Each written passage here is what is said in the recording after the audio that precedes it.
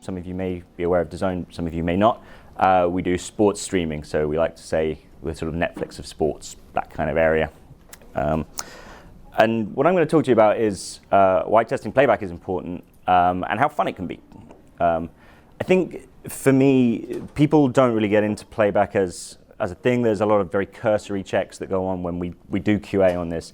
You talk to a lot of companies and really it can be just sort of, yeah, it's playing, and that's kind of it, and that's all they really focus on.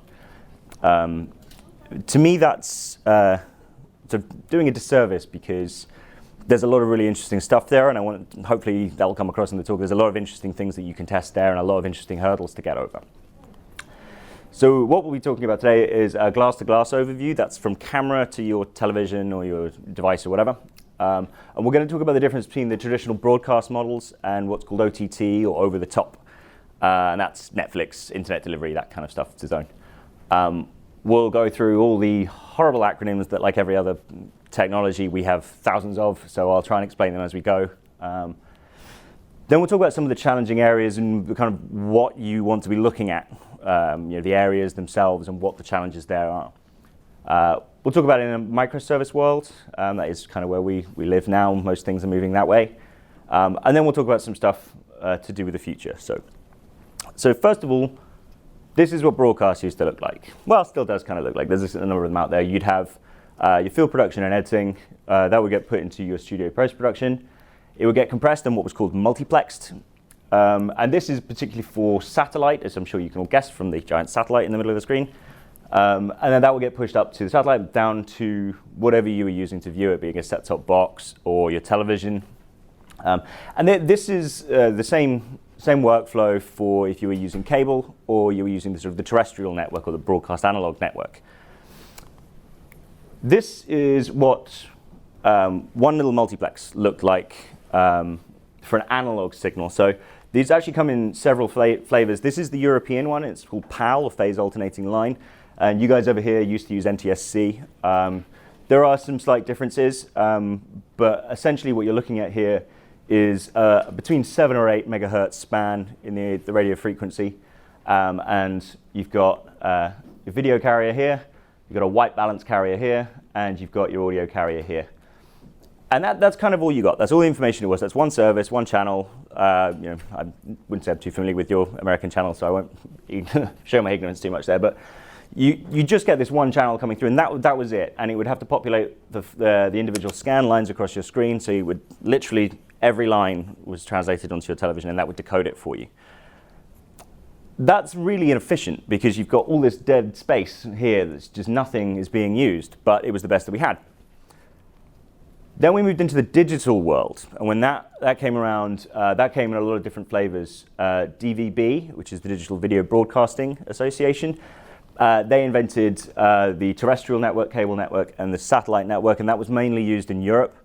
They also did invent a handheld one, because before we moved into smart connected devices, the idea was that you'd be watching television on your phone, and that was big and exciting, and it's not really where that went. So that's kind of died a little bit. And you guys here, you use ATSC. I believe 2.0 is currently being used in some places. Somebody might correct me on that. But and ISDBT, which is also used in Brazil and Japan. I think there's a few other places that use that, but not very many. And what happened there is we got so that entire 7 megahertz span that we were looking at in the last diagram is now represented by one of these columns here.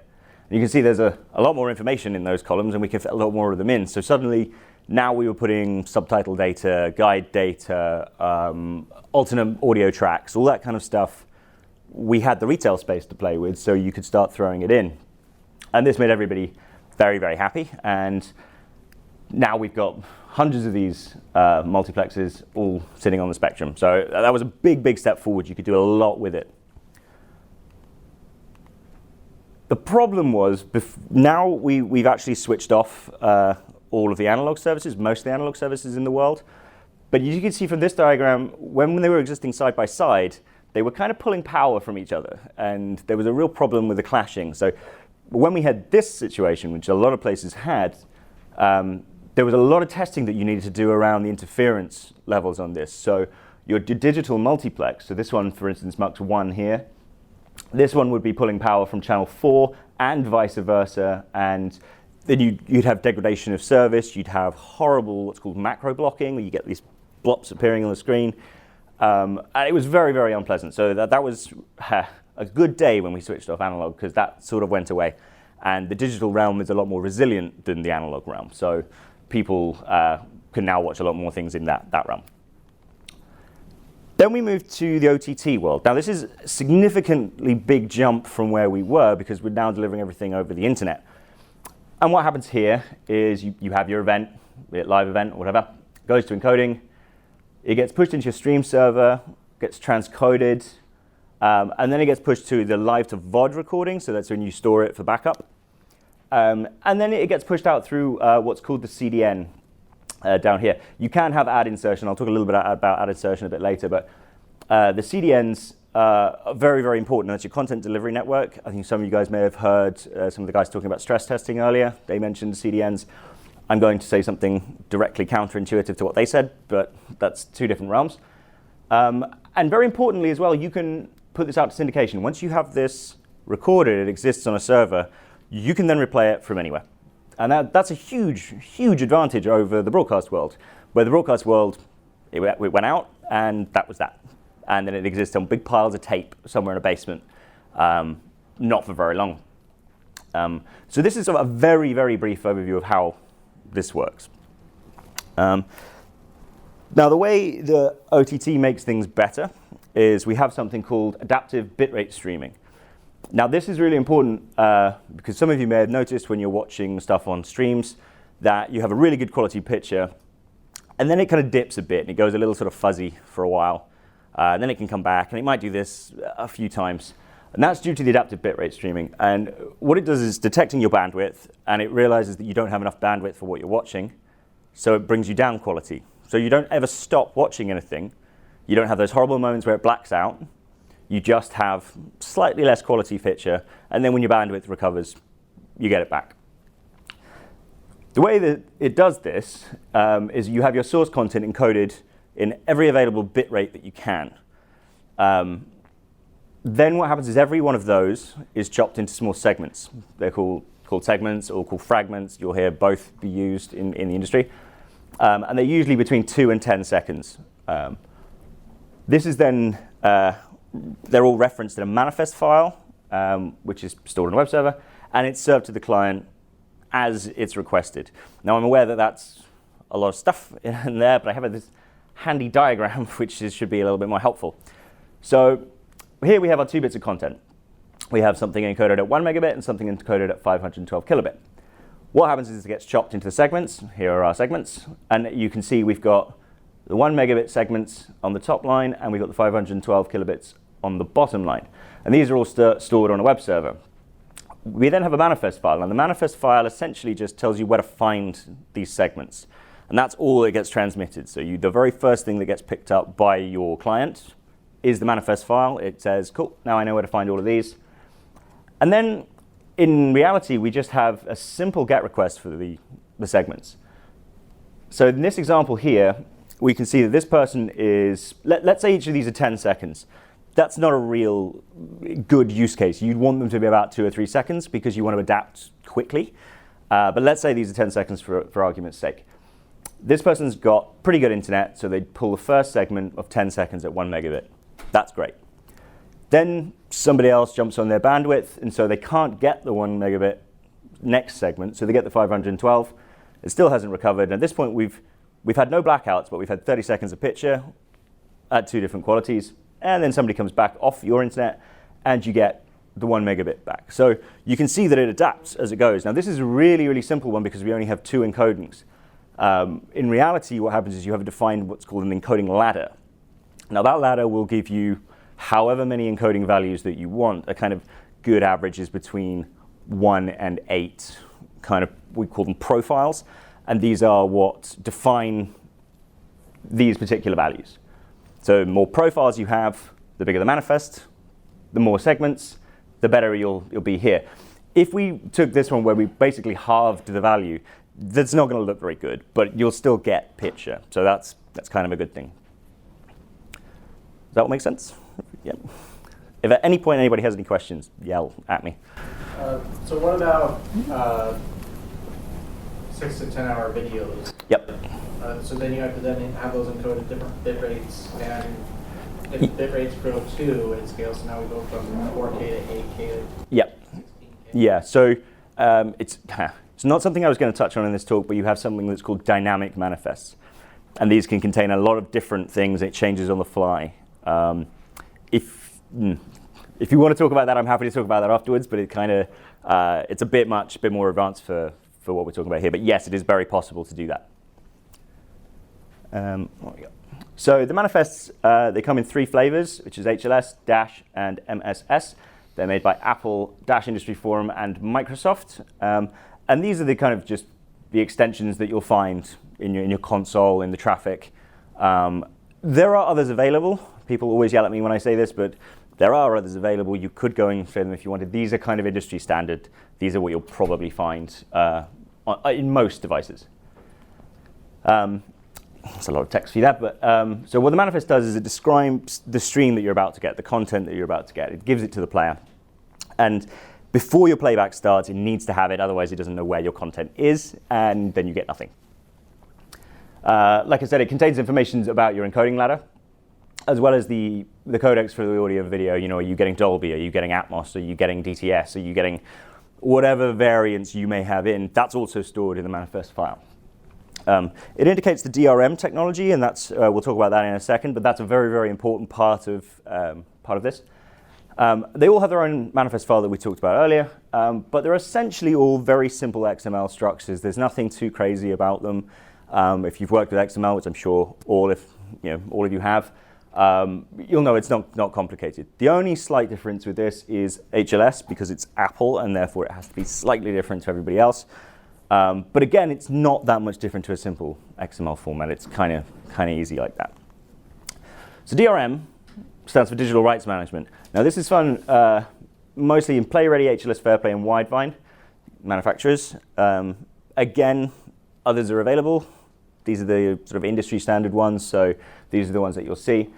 And it's content protection. It just means that you don't have the ability to rebroadcast what you're watching. A fun thing to do is if you can find some content with some DRM protection on it using Safari, try and take a screenshot of that, and you'll see that actually mostly it'll just return a blank screen, or the video player will be completely blocked out. Something that we have run into recently is the new version of Safari, which came out a few months back. They've got a lot stricter with it, and they managed to break most of our automation tests because we weren't ready for them to realize we were remote accessing into a device, and we kept getting loads of failures back, and it took somebody to just unplug their computer and walk over to the server to figure out what it was. But yeah, it's a fun experiment. Try and find some DRM content and try and take a screenshot with Safari. You'll see what I mean. One way it does this is it controls its secure clock. So previously, it's quite a famous case a few years back where when you used to rent things from iTunes or Google Play or whatever it is that you're renting from, if you disconnected your device from the internet and you fiddled with the clock on the internal device, you could then keep it forever because it would never realize that you reached the allotted 7 days that you had to rent it, or whichever it could be. DRM gets around that because it's got its own clock. So it doesn't actually go off what your computer is saying, it goes off what the DRM server is saying. And if you can't contact the DRM server, it instantly stops. So it's pretty good. If you want to try to stop piracy, it's quite a good technology to use. This looks a little like this. So you have your unencrypted content, which goes to its transcoding, its encoding ladders and everything. It then gets packaged in a separate packager for the DRM.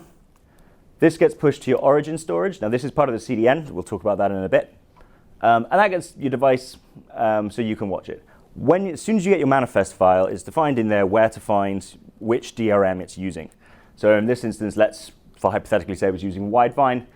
It contacts the Widevine DRM license server, which is effectively just a big database of a binary yes/no. Can they watch this? And it sends back a yes/no. And if yes, great, then you can start watching whatever you want. If not, you've got a problem. You get 500s, you get 404s, you get all the things you'd expect from there. So this is a really fun, interesting point to to test is because it's, you've got a lot of API stuff that you can just hit, and that's kind of fun. But actually, unless you run your own DRM license server, you don't have really any control over that. So you kind of have to trust that these guys are doing it. So the CDN is one of the most important bits of video streaming. Now, I've stolen this from Wikipedia because they said it better than me. But it's effectively just, it's a network of web servers that mean that you can push your content out to anywhere you like.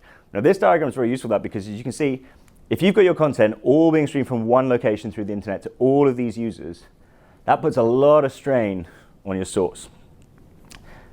With a CDN, what we do is we upload from the source through the internet to what's called an edge server. And that then serves out. So that, you can visualize this a little bit better with this one, where you can see my origin server is here on the East Coast. East Coast or not quite, it's not, doesn't matter. And that gets broadcast out to all of these edge servers all the way around the world. This then means that this person in India, when he comes to watch our content, he doesn't have to contact all the way back here in the States to get hold of his content. What he can do is contact one of these, or maybe this one, whichever's kind of up and available to him. And that means that you've got a lot less travel time to get to the device. So the next picture I'm going to show you is for two reasons. One, it demonstrates the point of why this is important. Two, I think it's probably one of my favorite pictures on the internet, not in a weird way. This is a diagram of the undersea internet pipes. And so this is how the internet gets around the Earth. And you can see every one of these little blobs is an interchange where something comes through. And every single one of those has the potential to introduce errors, introduce latency, introduce horrible things that can affect your application and your video player, which is not something that we want. So I think you can all agree, if we're over here in New York and we try and get something from Australia, there's quite a few jumps. It's not going to be the best quality to get through. But yeah, I think it's a little bit out of date now. There's probably some more or less. But again, that comes with its own challenges. And some of you may have seen a video of a couple of years back of, I want to say it was the BBC, but it might not necessarily have been, somebody got video footage of a shark attacking one of these pipes. And that was something you can't really test for that. So there's unknowns in there, but it makes it interesting, certainly. So there's kind of the rough architecture of how OTT is put together. And this is Hulu, and I want to say this is from 2016, so things may have changed slightly with Hulu now, but this is roughly what it is. So they don't really care about the encoding and vendors or anything. They get a lot of their content delivered to them in the formats that they like. And then it gets pushed to their HLS or Dash packager, so we're putting all that stuff together, which gets pushed to its CDN edges all around the country so that people in Texas don't have to contact New York. And that gets pushed to the devices. At the same time, we've got all the metadata stuff that's going on, EPG data, VOD catalog stuff. That gets pushed to the gateway and out, as well as the manifest generation, so we know where to get all that. This is where also the ad server comes in. So the ad server for Hulu, obviously with their premium account, you don't have ads, but with their non-premium account, you do have ads. And that's where the ad server comes in, is it recognizes that, and it will just inject adverts into your stream, basically. And that's a really interesting area to look at in more detail if you've got a player that you want to look at, because it changes stuff. So the CDNs are different. For instance, if you use the Google ad server, instead of being on your normal CDNs and your normal data centers, when there's an ad insertion, it flicks to the Google ones. So you have to have a resilient player that knows how to switch between them. And also at that point, unless you work for Google, you really don't have any control over the Google CDNs. So you're then hoping that Google are doing their job, which I think we can all agree they probably are. But yeah, it's real interesting. So ad server is a really interesting area to look at as well. And then you have your DRM server here, which just, as we say, communicates a yes, no, can they watch this? So yeah, Hulu's kind of a good example of how this all fits together. All the little bits and all the acronyms that we've just been talking about, this is how it all comes together. When you click on, I want to watch one particular thing, and you watch on here, this is what's happening. The very important thing to take note of, and Hulu is a good example of this, the same as DAZN, the company I work for, is that Hulu do live and VOD. Netflix do just VOD, it's video on demand. DAZN, we do mostly live. There is less than 2% of our traffic globally which is VOD content. The rest of it is all from our live events because we specialize in sports, and really not many people go back and watch, that basketball game again 2 weeks after it's already been on. You kind of want to be a bit more up to date. With VOD, it's super easy. It's all completely stored on your servers, it's pre-edited. Unless you are the first person to a CDN edge, which is very unlikely, but it can happen. It could be what we call cold. It takes a little time to warm up. Your content is going to be readily available for you. You're not going to have to contact Australia for it. You have one single manifest file, so nothing will change. As long as your network holds out, you're absolutely fine. And there's low customer pressure because people are just coming on to watch it. So you end up sitting down watching, I think it's golf, with a beer and some chips, and it's great. Now, this is great for people like Netflix. And Netflix do a lot of very complicated, very interesting things where they really make sure that you're having a good time in your VOD, because that's what they have to focus on. So Netflix is a benchmark for VOD. They're absolutely fantastic. There are some interesting things that they do. If anybody wants to know some of them, please come and find me afterwards, and I will talk to you about some of the stuff they do.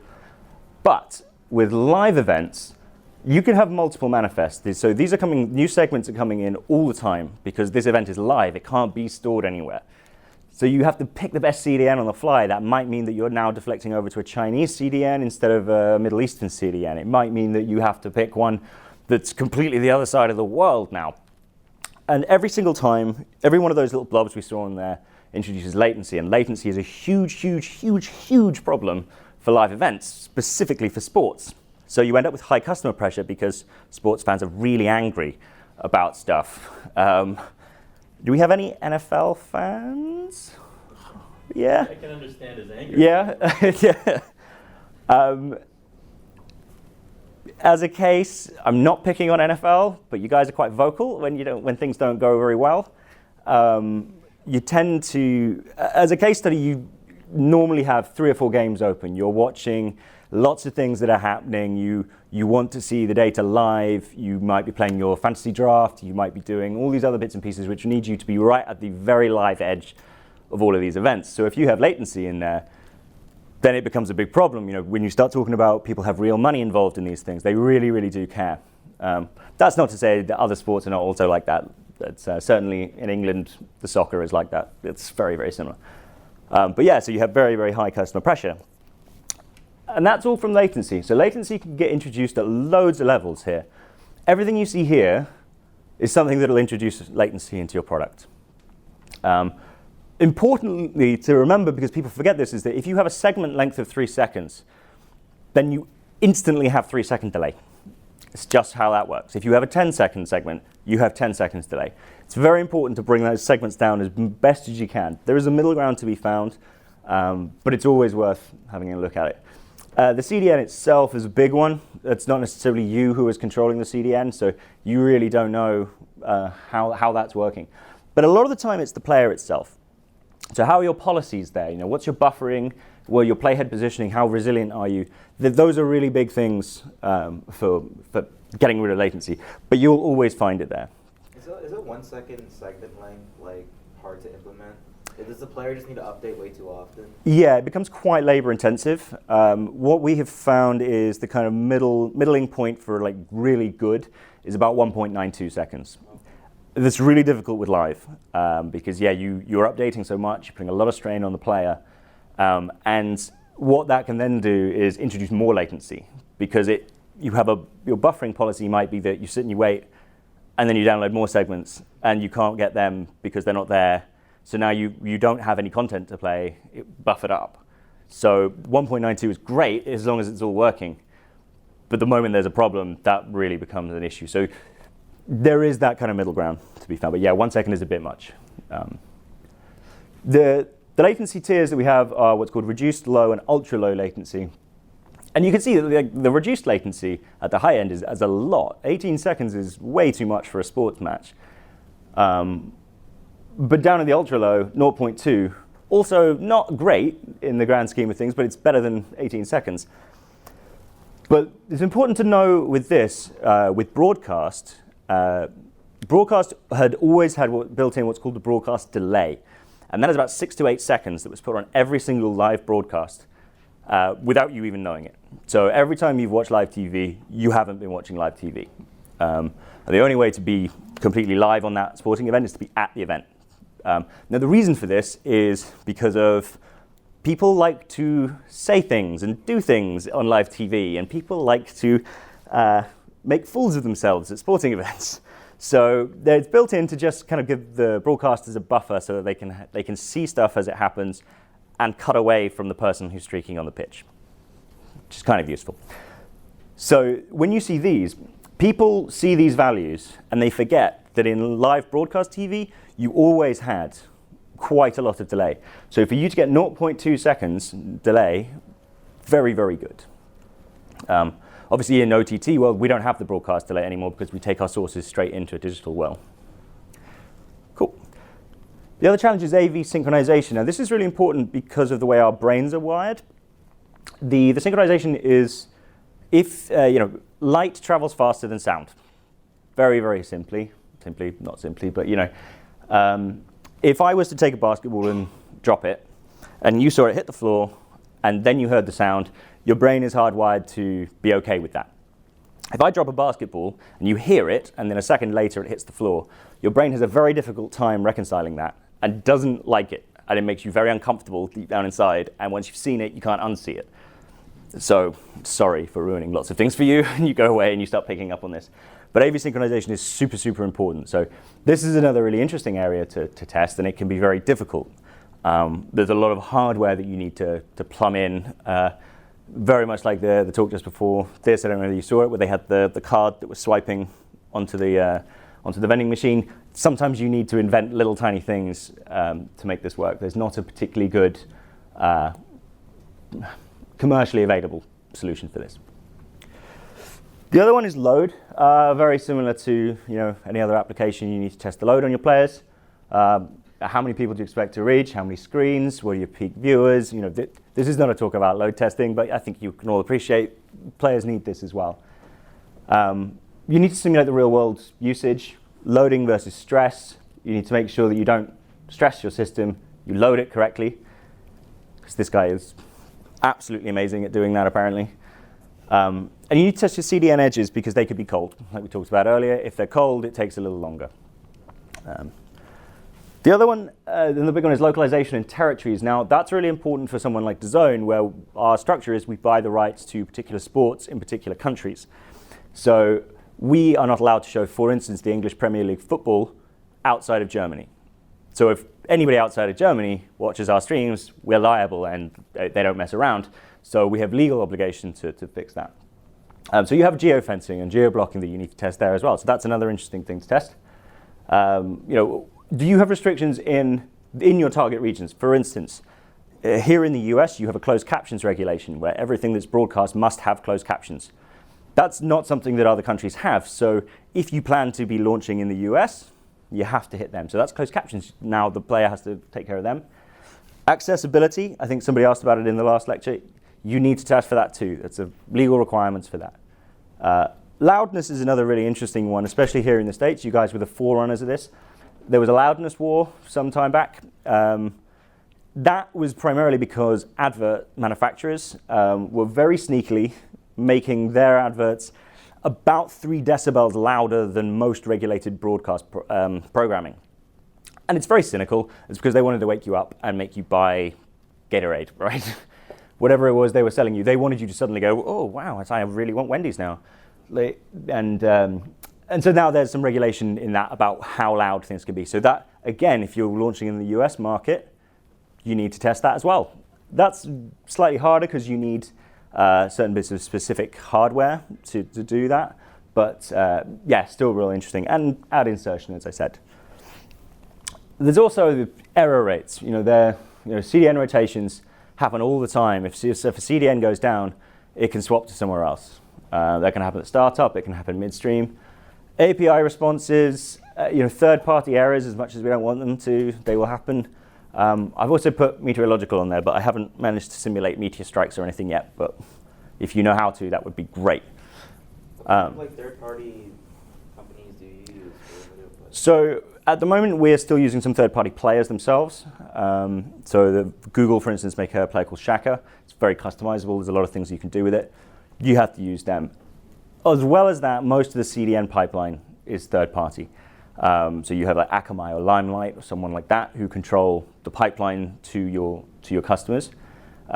You kind of have to trust that they're going to do their own testing.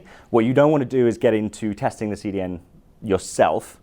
You still want to verify it. I think, as testers, I think we inherently don't trust that other people are testing stuff properly. And you kind of need to check that. But you do have to check a few bits and pieces, make sure you hit the APIs that you're relying on, make sure your data centers are replying, things like that. So since you use like a third-party video player, do you like extensively test the video player itself or no? Yes, we do. So that's actually what my team is responsible for. And what we do is we have because the player is so customizable from Google, we actually have our own version of it that we've sort of bastardized a little bit and moved stuff around and fiddled with things so we can get the metrics we want out of it. And that is what my team does on a daily basis, is they go and check these things very extensively in both manual and automated. Cool. So quality of experience is a huge one for video players, primarily because we've been talking about quality of service for everything that we just said, because that's what you control. Quality of experience is how the customer perceives what they're getting. Now, maybe we'll do show of hands for this. Would anybody watch that? Yeah, it's nice when people laugh. That's good. How about that one? Yeah, there's a couple. Right? It's not the best. How about that one? Yeah. That one? Yeah, let's go sync. This one? Yeah, same couple of hands. This one? It's a little better. Yeah. That one? Yeah. Yeah, a bit happier. Okay, cool. How about that one? The loading? Yep. That one? Yeah. That one? That one? Cool. So what's interesting about this is that some of you were quite happy to watch some versions, some of you not so happy with the others. Some of you may have thought, I don't really care about the MotoGP or the soccer, so I don't really want to watch either of these. And the basketball clips were rubbish, so why would you want to watch them? Now, one of the main things that we measure for our KPIs is what's called HD rates. And that's defined on how many high definition encoding ladders are being used by consumers. Every single one of the pictures that you have just seen is what's classified as an HD rate encoding. And as you can see, it's not great. So things like soccer, things that use grass, particularly grass is really, really hard to render in high definition. So your quality of experience from having this so-called high definition stream is going to be pretty poor. So we can be hitting that KPI saying we're hitting HD rates all over the country, but actually that's what people are getting, and that's when Twitter goes mad and people start getting upset. So yeah, quality of experience is very, very tricky to do. We're running a bit late, so we'll just nip through. Testers in a microservice world, I'm not going to explain microservices to anybody. I'm sure you're all very aware of how that works. Here is a small diagram. No mono repo, lots of microservices. Fairly self-explanatory. Can Playback fit into that, and can we be full stack in Playback? Absolutely. We have front-end components, we have back-end components, and we have upstream components. So we actually do cover everything immediately across that. We have to be full stack. You have to know how to look at all of these things. And then when you come to the question of what to test, it's the same questions. How long have you got, and what do you care about? This is no different to every other type of QA area that we look at, right? These are the same questions that you'd want to ask everybody. Do you want to look at the UI, the metadata, the APIs? Do you want to look at your upstream ingest, your CDNs, your encoding? And the integration with the app, obviously very important to do that. Can't forget to say that. You can test your player in isolation all you want. The moment you put it into the app, it might all go to hell. So nobody needs that. A case in point of that is we operate in a microservice way, and one of our other chapters, we went to integrate with them, and one of their developers had left a rogue div somewhere on the page. And for all of our testing, all of our automated testing was saying everything was fine. And when we opened it up ourselves, we found this rogue div was right over the player. It was just a big black screen over the player. The player had loaded and everything was going fine, but you couldn't see it. So always test your integration, definitely important. And devices, everything I've just said has been aimed at web, but all this is on devices too. You guys have all got several devices out here that can all do everything that we've just talked about. You need to look at that too. And the other one, and if you really, really cared about this, you probably wouldn't be in this talk right now, but you're testing in production. So this man's far too happy about being shot. But he is Kazimierz Zeglan. He is the man who invented the bulletproof vest.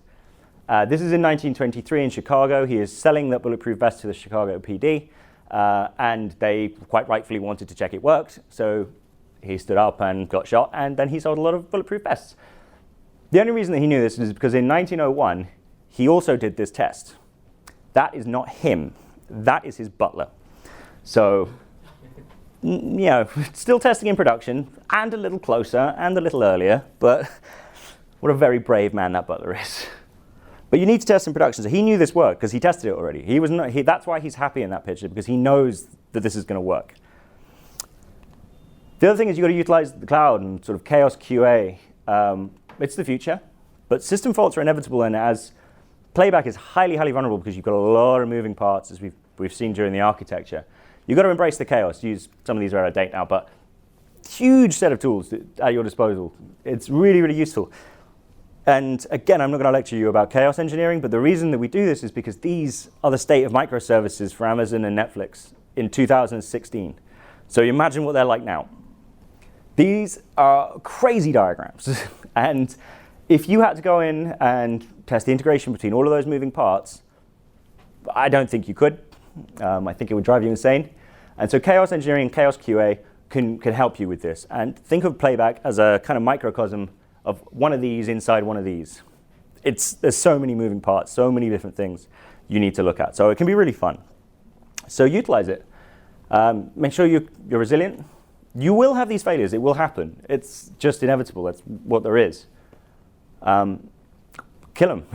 Go in and do it first. Don't let that happen during the Super Bowl, because everyone will be pissed. If you do it and you make sure you see what's happening, then you've got a much better idea. It's made for testing them, the tolerance and the automated and random. Final thoughts. It's not plausible to test class to class. It's possible, but it's not plausible. So pick and choose what you want to do. This is the same as every other niche of QA. Just make sure you pick what's important to you. Test as close to the real world as you possibly can. Make sure you test with those CDNs, because you can mock them. That doesn't actually reflect how they behave in real life. Lots of things can go wrong. Try going to production. Embrace that chaos.